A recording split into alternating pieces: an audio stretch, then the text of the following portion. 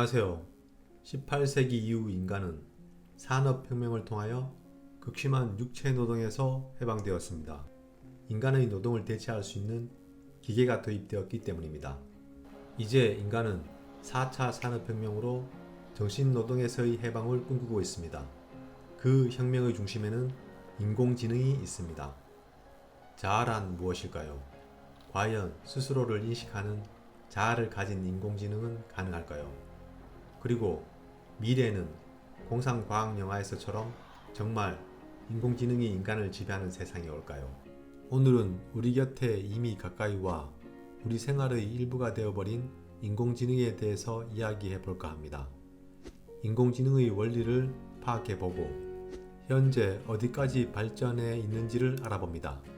또 인공지능은 어떤 분야에 적용되고 있으며 인공지능 관련 주식에는 어떤 종목들이 있는지도 살펴보겠습니다. 다음의 내용들은 인공지능 관련 도서, 비전공자도 이해할 수 있는 AI 지식, 정석으로 배우는 딥러닝의 내용을 참고하였습니다. 인공지능, 즉 AI란 인간처럼 학습하고 생각할 수 있는 컴퓨터 시스템을 말합니다. 인공지능은 17에서 18세기부터 태동합니다. 이때는 인공지능 그 자체보다는 뇌와 마음에 관한 철학적인 논쟁 수준에 머물러 있었습니다. 20세기 중반부터 컴퓨터의 발달과 함께 인공지능은 학문의 영역으로 들어서기 시작했습니다. 최초의 신경망 모델이 제안된 것은 1943년이었습니다. 이후 1950년 앨런 튜링은 생각하는 기계의 구현 가능성과 튜링 테스트를 제안하였습니다.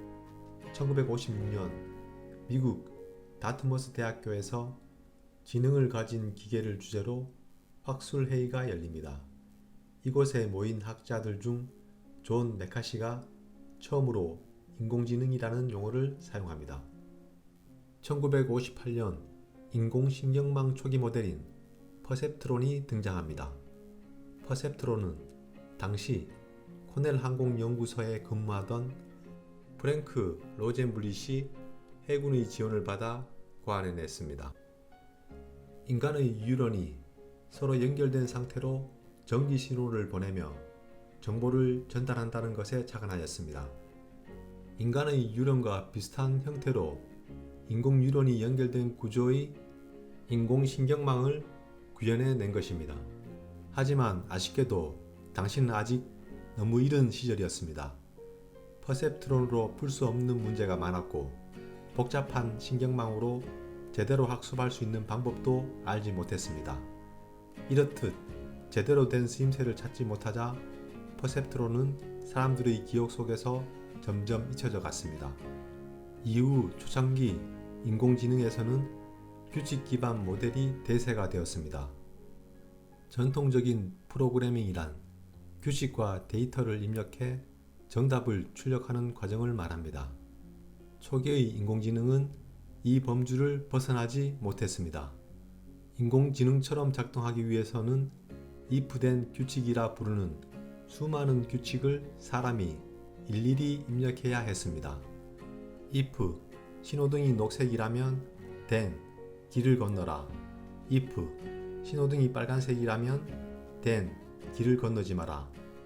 이 방식은 제법 훌륭하게 작동했습니다. 하지만 규칙으로 인공지능을 만들겠다는 시도는 한계에 부딪히고 맙니다. 이 if된 규칙의 한계 때문에 인공지능 연구는 수십 년간 암흑기를 겪게 됩니다.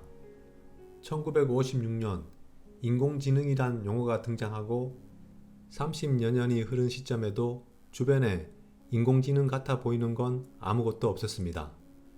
1980년대 들어 머신러닝이라 부르는 알고리즘을 활용하기 시작하면서 인공지능 분야는 다시 성과를 내기 시작합니다. 머신러닝이란 기계가 스스로 학습하는 방식입니다. 이제 더 이상 사람이 규칙을 입력하지 않습니다. 데이터와 정답을 입력하면 컴퓨터가 기계 학습을 거쳐 스스로 규칙을 찾아내는 방식입니다. 더구나 사람이 찾아내지 못하는 규칙도 컴퓨터가 학습을 거쳐 찾아낼 수 있게 되었습니다.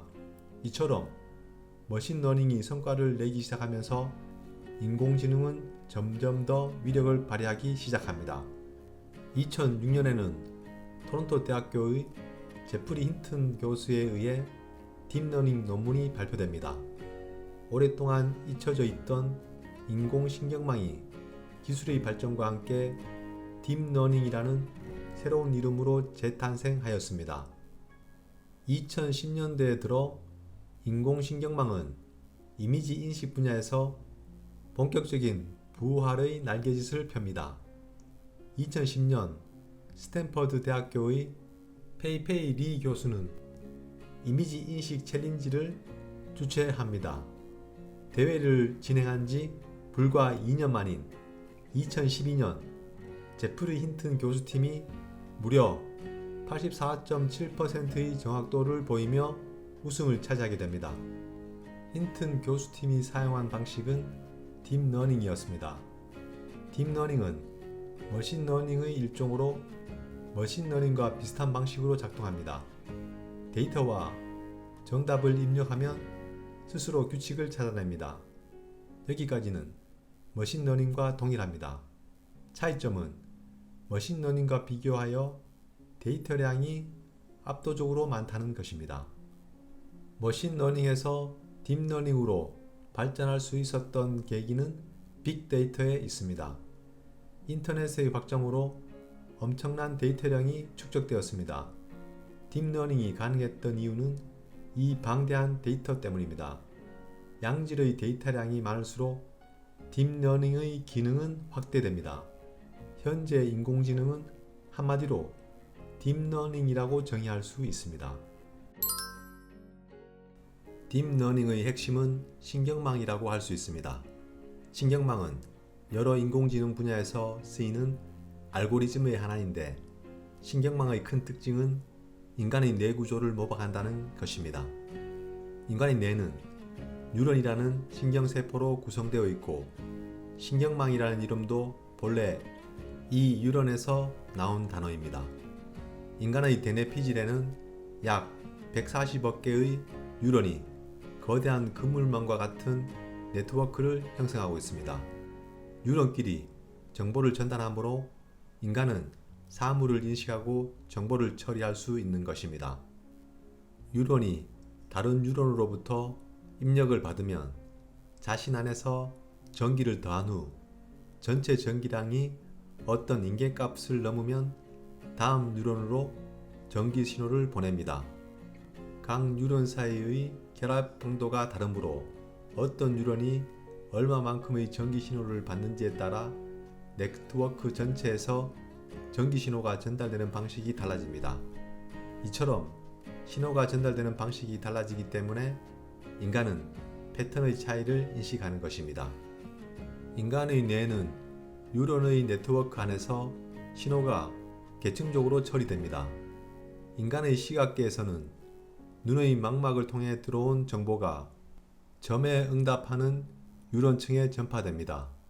그리고 그 뉴런층에서 추적된 전기신호가 선에 응답하는 뉴런층에 전파된 후에 전체 윤곽에 응답하는 층으로 전파되고 이것이 더욱 자세한 부분에 응답하는 층으로 전파됩니다. 그리고 마지막에는 일상에서 우리가 지각하는 개나 고양이 같은 패턴을 인식하는 것입니다. 신경망의 최소 단위를 모델링 해보겠습니다. 어떤 뉴런이 두 개의 뉴런으로부터 전기 신호를 받았을 경우를 생각해 보겠습니다. 이 두 개의 뉴런이 얼마만큼의 전기 신호를 받았는지를 각각 x1, x2라는 변수로 표현합니다. 이 두 개의 뉴런은 정보의 입구가 되므로 인계값이 없으며 다음 뉴런에 그대로 신호를 전달합니다. 각 뉴런 사이에서의 결합 강도가 모두 다르므로 실제로 전기 신호가 전달되는 양도 모두 다릅니다. 이 강도를 W1, W2로 표현합니다. 그렇다면 두 개의 뉴런으로부터 전달되는 전기 신호의 총량은 W1X1 플러스 W2X2입니다. W1과 W2를 네트워크의 웨이트, 즉 가중치라고 부릅니다. 전기 신호를 받은 뉴런이 다음 뉴런으로 신호를 보낼지 보내지 않을지는 해당 뉴런이 받은 전기량이 인계값을 넘었는지 넘지 않았는지에 의해 정해집니다. 이 인계값을 세타라고 했을 때 조건식 W1 X1 플러스 W2 X2가 세타보다 크거나 같다를 만족하면 해당 뉴런이 발화되고 조건식을 만족하지 않으면 발화되지 않습니다. 신경망은 가장 단순한 이 형태로부터 시작됩니다. 이를 퍼셉트론이라고 합니다. 입력과 출력만 있는 퍼셉트론을 단층 퍼셉트론이라고 합니다. 딥러닝은 다층 퍼셉트론을 말합니다. 다층 퍼셉트론은 입력층과 출력층 사이에 은닉층이 존재합니다. 다층 퍼셉트론은 입력층, 은닉층, 출력층이라는 3층 구조로 되어 있습니다. 단순 퍼셉트론은 선형 구조에 적용이 가능하고 다층 퍼셉트론은 비선형 구조에 적용이 가능합니다. 그러면 단순한 모델을 설명하면서 머신러닝과 딥러닝을 이해해 보겠습니다. 다음 내용들은 코딩애플이라는 유튜브를 참고하였습니다. 수능 성적 예측 모델을 예로 들겠습니다. 6월 성적과 9월 성적으로 수능 성적을 예측하는 모델입니다. 6월 성적이 70점이고 9월 성적이 90점입니다. 어떤 프로그래머가 생각하기에 수능 성적은 6월 성적이 50%, 9월 성적이 50% 영향을 미치지 않을까 생각할 수 있습니다. 이것을 모델화하면 if된 규칙으로 가중치를 각각 0.5씩 적용하는 모델을 만들 수 있습니다. 그러면 수능 성적은 80점으로 예측됩니다. 이것이 전통적인 프로그래밍 방식입니다. 머신러닝이란 이 가중치를 기계에게 예측하게 하는 것입니다. 이 가중치를 예측하려면 데이터를 입력해야 합니다.